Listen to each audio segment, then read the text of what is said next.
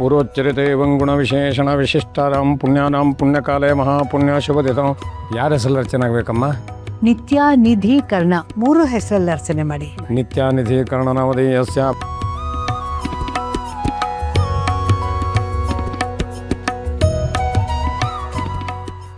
ಯಾರ ಹೆಸರು ಮತ್ತೆ ಅರ್ಚನೆ ಆಗಬೇಕಮ್ಮ? ತಮಗೆ ಗೊತ್ತಿದೆಯಲ್ಲ ಶಾಸ್ತ್ರಿಗಳೇ. ವಸಿಷ್ಠ ಹಾಸ್ಪಿಟಲ್.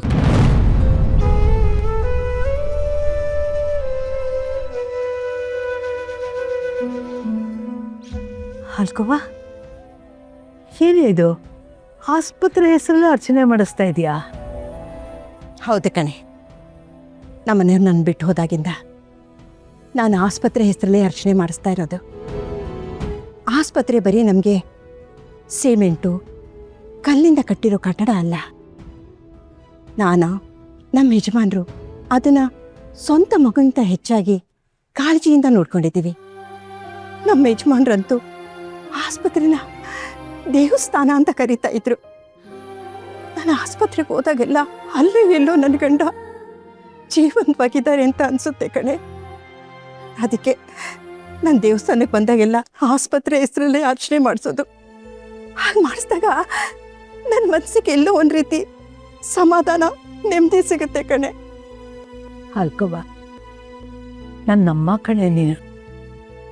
ಎಷ್ಟು ಜೋರ್ ಧ್ವನಿಲಿ ಬಡಬಡಾಯಿಸಿದ್ರು ನಿನ್ನ ಮನಸ್ಸು ಮಾತ್ರ ಮಗು ಥರ ಎಷ್ಟು ನಿಷ್ಕಲ್ಮಶ ಕಣೆ.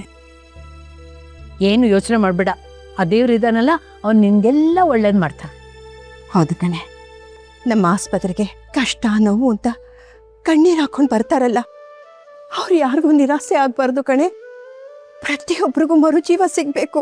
ನಮ್ಮ ಆಸ್ಪತ್ರೆಯಿಂದ ಎಲ್ರಿಗೂ ಒಳ್ಳೇದಾಗಬೇಕು. ಈಗ ಜವಾಬ್ದಾರಿ ನಮ್ಮ ಕರ್ಡನ್ ಮೇಲಿದೆ. ಬಡವ್ರ ಸೇವೆ ಮಾಡ್ತಾ ನಮ್ಮ ಆಸ್ಪತ್ರೆನ ಇನ್ನೂ ಎತ್ತರಕ್ಕೆ ಬೆಳೆಸ್ಬೇಕು.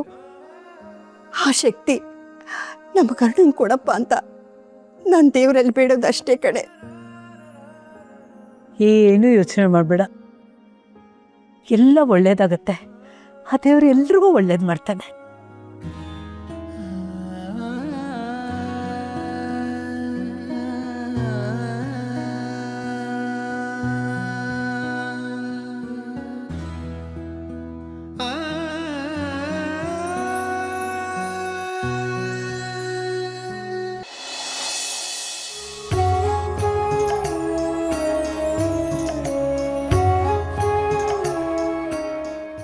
ಏನೋ ಕರ್ಣ, ನೀನು ಹೀಗೆ ಮಾಡ್ತೀಯ ಅಂತ ಅನ್ಕೊಂಡಿರ್ಲಿಲ್ಲ. ಅಲ್ಲ ಕಣೋ, ನಿನ್ಗೆ ಹೀಗೆ ಮಾಡಕ್ಕೆ ಎಷ್ಟು ಧೈರ್ಯ? ಏನಾಯ್ತು? ಅಜ್ಜಿ ನಿನ್ ಮೇಲೆ ಎಷ್ಟು ನಂಬಿಕೆ ಇಟ್ಕೊಂಡಿದ್ರು, ಅವ್ರ ನಂಬಿಕೆಗೆ ಮಣ್ಣೆರ್ಚ್ಬಿಟ್ಟಲ್ಲೋ. ಏನ್ ಯೋಚನೆ ಮಾಡ್ತಿದ್ಯಾ? ನೀನ್ ಹೀಗೆ ಮಾಡ್ಬೋದಾ? ವಿಷಯ ಹೇಳಿ ಅಮ್ಮ. ಈ ಥರ ಟೆನ್ಷನ್ ಕೊಟ್ಟರೆ ನಾನು ಏನು ಅನ್ಕೋಬೇಕು? ನೀನ್ ಮೊದಲು ಹೊರಗಡೆ ಬಾ. ಏಕೆ? ಬಾ ಹೇಳ್ತೀನಿ. ಅಮ್ಮ ಎಲ್ಗೆ ಹೋಗ್ತಿದ್ದೀವಿ? ಬಾರೋ ಸುಮ್ಮನೆ.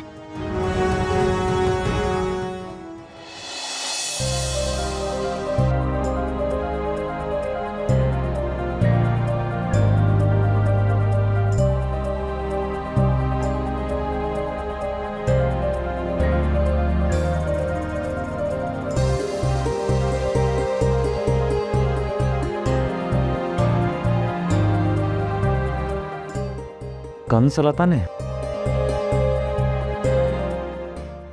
ಆಷಾಢ ಇಬ್ರು ಒಟ್ಟಿಗೆ ಇರಬಾರ್ದು ಅಂತ ಹೇಳಿದ್ರೆ ಅಜ್ಜಿಗೂ ಹೇಳ್ದೆ ಇದ್ದಂಗೆ ಹೆಂಡ್ತಿನ ಮನೆಗೆ ಬರೋಕ್ ಹೇಳಿದ್ಯಾ? ಇದು ನಮ್ಮೆಲ್ರಿಗೂ ಮಾಡ್ತಿರೋ ಮೋಸ ತಾನೆ? ನಾನು ಹೇಳಿದ್ನ?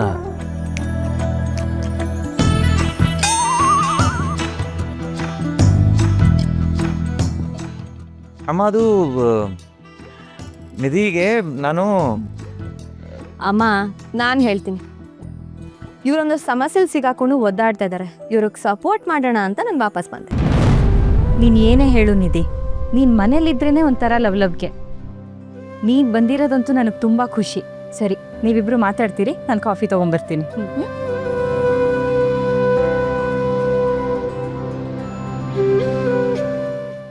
ಅಮ್ಮನಿಗೆ ಆಸ್ಪತ್ರೆ ವಿಷಯ ಗೊತ್ತಾಗ್ಬಿಡ್ತು ಅಂತ ತುಂಬ ಭಯ ಪಟ್ಬಿಟ್ಟಿದೆ.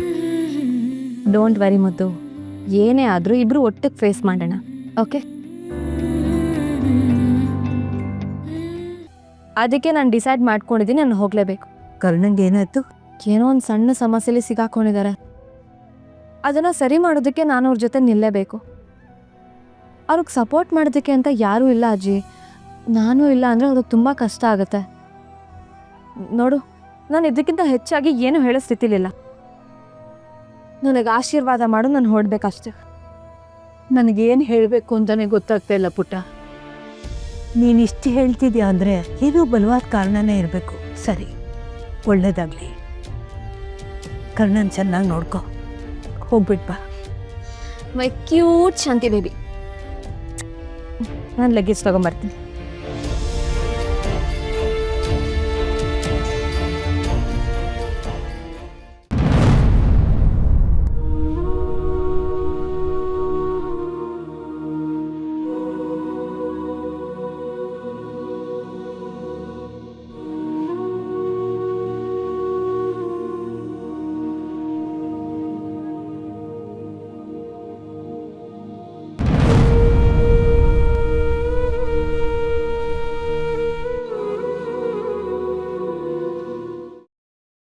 ಒಂದು ಕ್ಷಣದಲ್ಲಿ ಹೆಸರು ಬದಲಾಯಿಸೋದು ಎಷ್ಟು ಸುಲಭ ಅಲ್ವಾ? ಆದರೆ ಈ ಹೆಸರು ಕಟ್ಟಿ ಬೆಳೆಸೋದಕ್ಕೆ ತಾತ ಎಷ್ಟು ಕಷ್ಟಪಟ್ಟಿದ್ದಾರೆ. ತನ್ನ ಜೀವನೇ ಸಲ್ಲಿಸಿದ್ದಾರೆ. ಅನಾಥ ಆಗಿದ್ದು ನನಗೆ ಗುರುತು ಕೊಟ್ಟಿದ್ದು ಈ ವಶಿಷ್ಠ ಅನ್ನೋ ಹೆಸರು. ಈ ಆಸ್ಪತ್ರೆ ನನ್ನ ಪಾಲಿಗೆ ಬರೀ ಕೆಲಸ ಮಾಡೋ ಜಾಗ ಅಲ್ಲ, ನನ್ನ ಉಸಿರು, ನನ್ನ ಅಸ್ತಿತ್ವ, ಗೌರವ, ಸ್ಥಾನ, ಮಾನ ಎಲ್ಲನೂ ಇಷ್ಟು ವರ್ಷ ಕೊಟ್ಟಿರೋ ದೇವಸ್ಥಾನ ಇದು.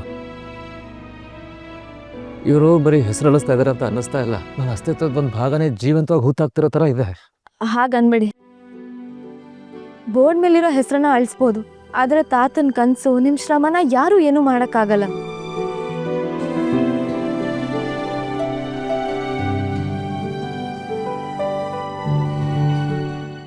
ಹೌದಲ್ವಾ? ನಿಜ. ಅವ್ರ ಹೆಸರು ಬದಲಾಯಿಸ್ತಿರೋದು ನೋಡಿ ಒಂದು ಕ್ಷಣ ನನ್ನ ಪ್ರಪಂಚನೇ ಕುಸ್ತೋಗೋ ಥರ ಅನ್ನಿಸ್ತು. ನೀವು ಕುಸ್ತೋಗಕ್ಕೆ ಚಾನ್ಸೇ ಇಲ್ಲ. ಹೆಸರನ್ನ ಬದಲಾಯಿಸಿ ಎಲ್ಲ ತಮ್ಮ ಕಡೆಗೆ ತೊಗೊಳಕ್ಕಾಗತ್ತೆ ಅನ್ಕೊಂಡಿದ್ದೀರಲ್ಲ, ಅವ್ರ ವಿರುದ್ಧ ಹೋರಾಡಲೇಬೇಕು. ಪರಿಸ್ಥಿತಿ ಎಷ್ಟು ಸುಲಭವಾಗಿಲ್ಲ ನಿಧಿ. ನನ್ನ ಸುತ್ತ ನನಗೆ ತಿಳಿದಿರೋ ಹಾಗೆ ಯಾವುದೋ ಚಕ್ರವ್ಯೂಹ ಸುತ್ಕೋತಾ ಇದೆ. ಆದರೂ ಅದೇನು ಅಂತ ಕಂಡು ಹಿಡಿತೀನಿ. ಇದಪ್ಪ ನನ್ನ ಮುದ್ದು ಮಾತಂದ್ರೆ. ಸಿಂಹದ ಗುಹೆಗೆ ನರಿಗಳು ಕಾವಲು ನಿಂತ ತಕ್ಷಣ ಸಿಂಹ ಬೇಟೆ ಆಡೋದನ್ನ ನಿಲ್ಸಲ್ವಂತೆ. ಅವರು ಬೋರ್ಡ್ನ ಬದಲಾಯಿಸ್ಬೋದು, ಆದರೆ ಇಲ್ಲಿರೋ ಜನರು ಕಣ್ಣಲ್ಲಿರೋ ನಂಬಿಕೆನ ಅವರು ಬದಲಾಯಿಸೋದಕ್ಕೆ ಸಾಧ್ಯನೇ ಇಲ್ಲ. ಹೌದು ನಿಧಿ, ತಾತಿನ ಆಶೀರ್ವಾದ ನಮ್ಮ ಮೇಲಿದೆ. ನೀವು ಹೇಳಿದ ನಿಜ. ಬಿಳಿ ಹಾಳೆ ಮೇಲೆ ಗೀಚಿರೋ ಹೆಸರಲ್ಲ ಇದು, ಅಳ್ಸಾಕೋಕೆ ಜನರ ಹೃದಯದಲ್ಲಿರೋ ಹೆಸರು. ಇಂಥ 1000 ಜನ ಬಂದರೂ ಮನಸ್ಸಲ್ಲಿರೋದನ್ನ ಕಿತ್ಕೊಳಕ್ಕಾಗಲ್ಲ. ಮುಂದೇನು ಮಾಡಬೇಕು ಅಂತ ಯೋಚನೆ ಮಾಡೋಣ.